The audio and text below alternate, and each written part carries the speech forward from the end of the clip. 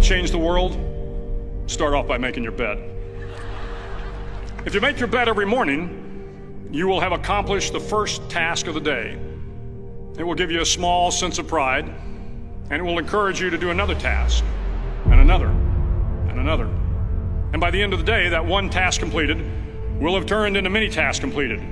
Making your bed will also reinforce the fact that the little things in life matter. If you can't do the little things right, you'll never be able to do the big things right.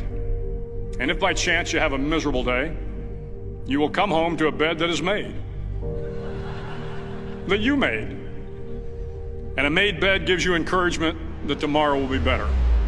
To pass SEAL training, there are a series of long swims that must be completed. One is the night swim. Before the swim, the instructors joyfully brief the students on all the species of sharks that inhabit the waters off San Clemente. They assure you, however, that no student has ever been eaten by a shark, at least not that they can remember. But you are also taught that if a shark begins to circle your position, stand your ground. Do not swim away. Do not act afraid. And if the shark, hungry for a midnight snack, darts towards you, then summons up all your strength and punch him in the snout, and he will turn and swim away. There are a lot of sharks in the world. If you hope to complete the swim, you will have to deal with them. So if you want to change the world, don't back down from the sharks.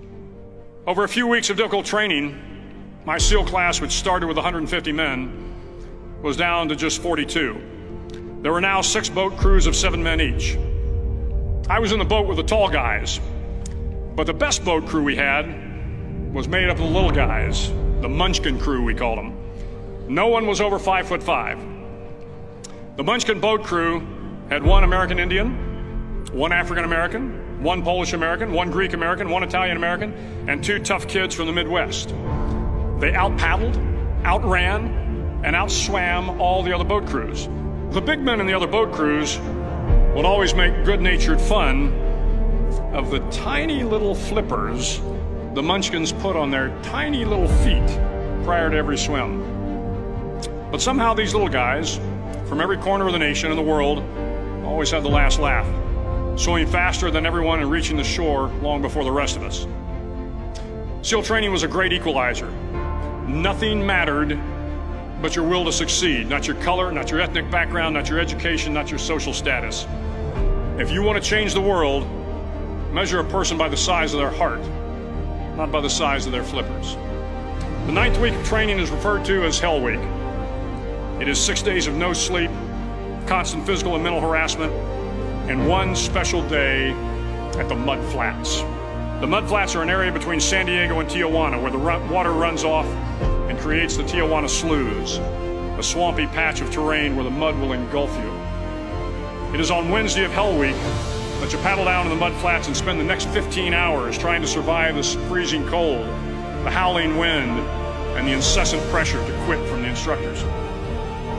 As the sun began to set that Wednesday evening, my training class, having committed some egregious infraction to rules, was ordered into the mud. The mud consumed each man till there was nothing visible but our heads. The instructors told us we could leave the mud if only 5 men would quit. Only 5 men, just 5 men, and we could get out of the oppressive cold. Looking around the mud flat, it was apparent that some students were about to give up. It was still over 8 hours till the sun came up. 8 more hours of bone-chilling cold. The chattering teeth and the shivering moans of the trainees were so loud, it was hard to hear anything. And then one voice began to echo through the night. One voice raised in song. The song was terribly out of tune, but sung with great enthusiasm. One voice became 2, and 2 became 3, and before long, everyone in the class was singing. The instructors threatened us with more time in the mud if we kept up the singing, but the singing persisted, and somehow the mud seemed a little warmer, and the wind a little tamer, and the dawn not so far away. If I have learned anything in my time traveling the world, it is the power of hope. The power of one person, a Washington, a Lincoln, King, Mandela, and even a young girl from Pakistan, Malala. One person can change the world by giving people hope. So if you want to change the world, start each day with a task completed. Find someone to help you through life. Respect everyone.